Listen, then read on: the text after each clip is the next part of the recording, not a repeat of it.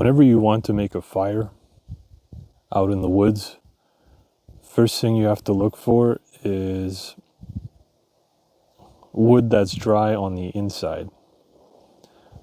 Now, you might be tempted to use sticks that you find on the ground, but the problem with those is that over time they absorb moisture from the ground and they become damp in the middle, and they won't help you at all. What you really want to find is a dead standing tree, because no matter what the conditions are, they're going to be dry on the inside, even if they look wet on the outside. Now, here's a perfect example of a dead standing tree.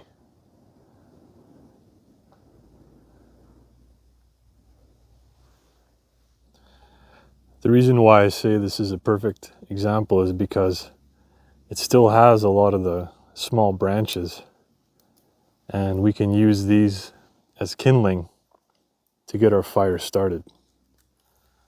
Now, whenever you're trying to harvest one of these trees, you always want to try the easiest way first, and that means just pushing it over.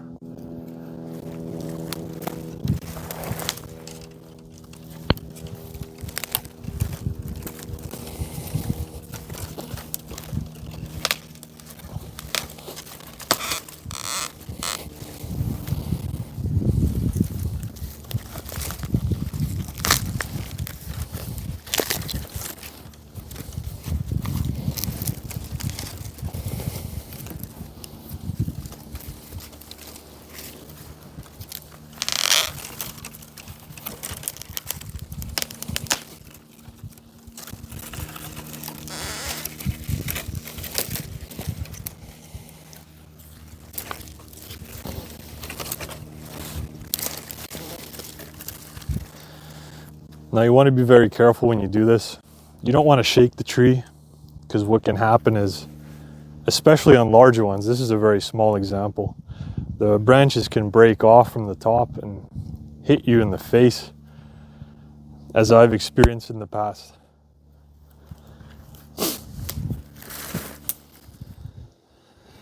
Now, before I start chopping this tree up, what I want to do is actually just break off all these small branches by hand, or using an axe or whatever implement you want to use.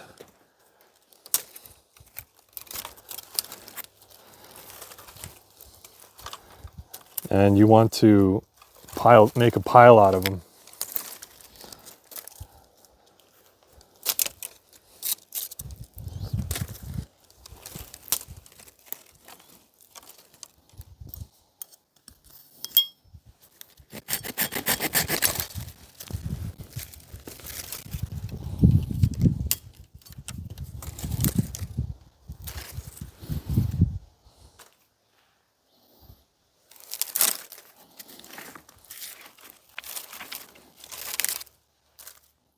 So now I've broken off all little branches that I'll be using as kindling.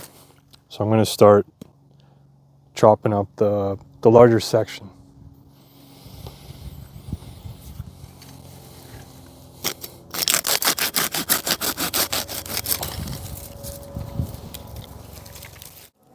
And I'm going to be chopping this up into about a foot long, like 14, 16 inch lengths.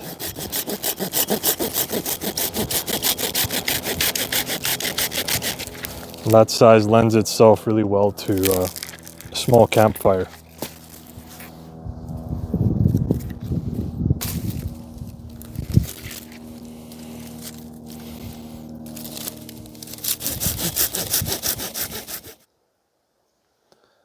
So here's the end result. I've got it cut up, and I got my pile of the big stuff, and I got the small stuff. But I realized I need more of the big stuff.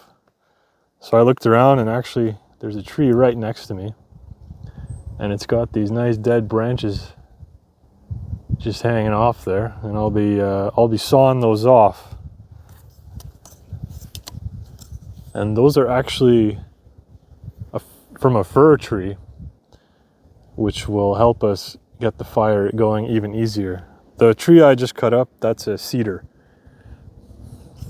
And it's actually a little punky. It's a little more damp than I would have liked. So I am pretty sure it'll still work out just fine.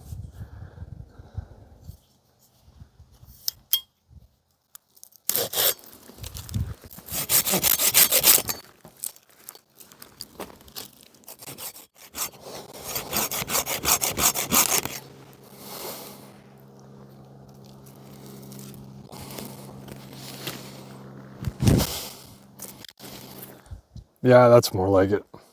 That should be enough fuel. And oh man, that fir smells so good. That resin, that's what's gonna help us get that fire going.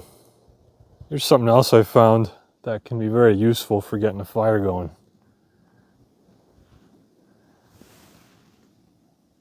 This branch right here, this is broken off probably from another tree, and it got caught in this smaller tree, and over time it dries out. And it can be excellent for getting a fire going. One of the hardest things you can find out in the wild is tinder. It has to be very delicate and very dry in order to take a light. And I'm going to do a little experiment here, because I don't even know what this is, but I'm going to try it out.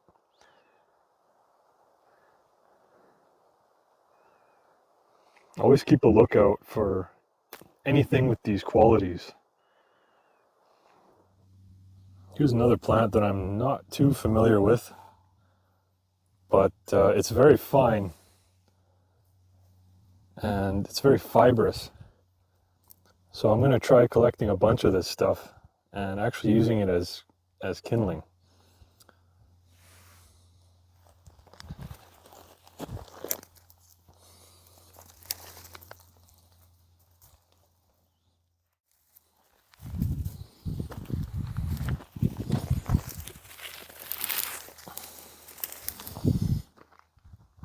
I think that'll do.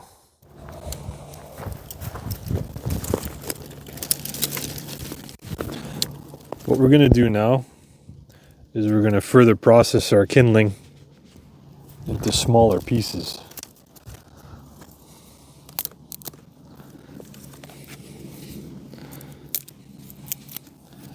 The piece is about this long.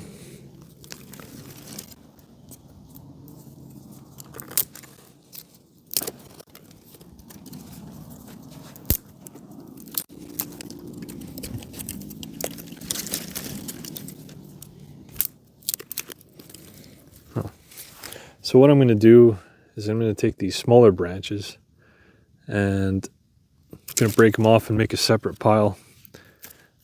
And these will be ignited by our tinder.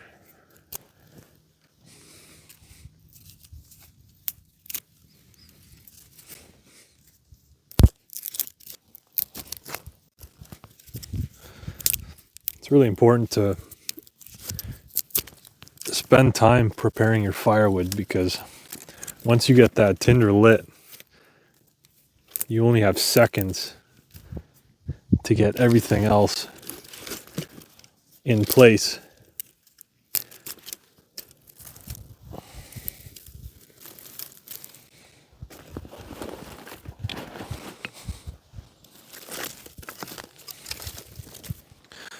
So I'm going to take this plant, or these plants that I picked earlier, and what I'm going to do is, because it's really fibrous, I'm actually going to fold it in half and tease it like this. And it's going to break the fibers apart.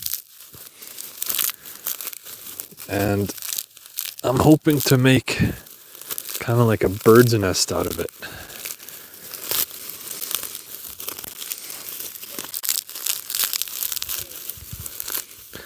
You can see how it's breaking apart. You can see the fibers.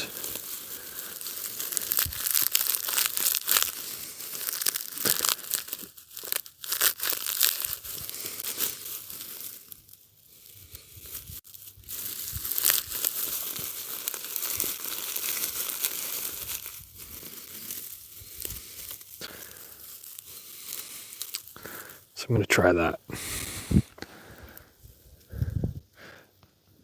Now I want to keep this off the ground because I don't want it absorbing any more moisture than it has. To light this fire, I'm going to be using a ferro rod.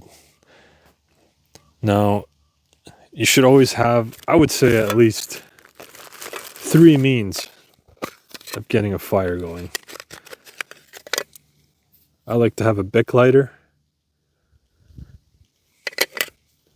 Always have a ferro rod. And matches.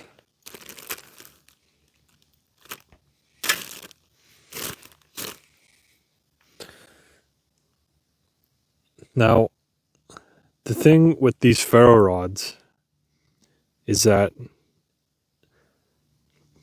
to use them effectively, you must be able to press them firmly onto a surface that your tinder is laying on top of. So in order for us to do that, I'm going to be making a little platform. To make the platform, what I'll be doing is I'm going to take my saw and I'm going to make a cut, maybe about halfway through, and then I'll chop that piece off with my hatchet.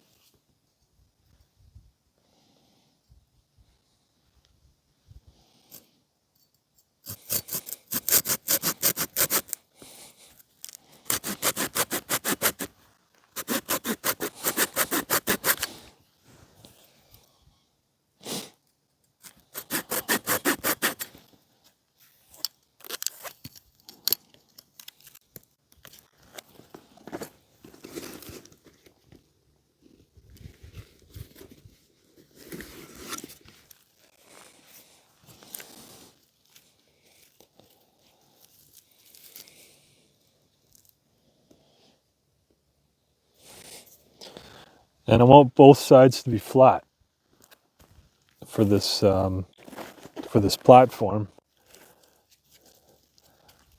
So I'm going to chop a little bit off first.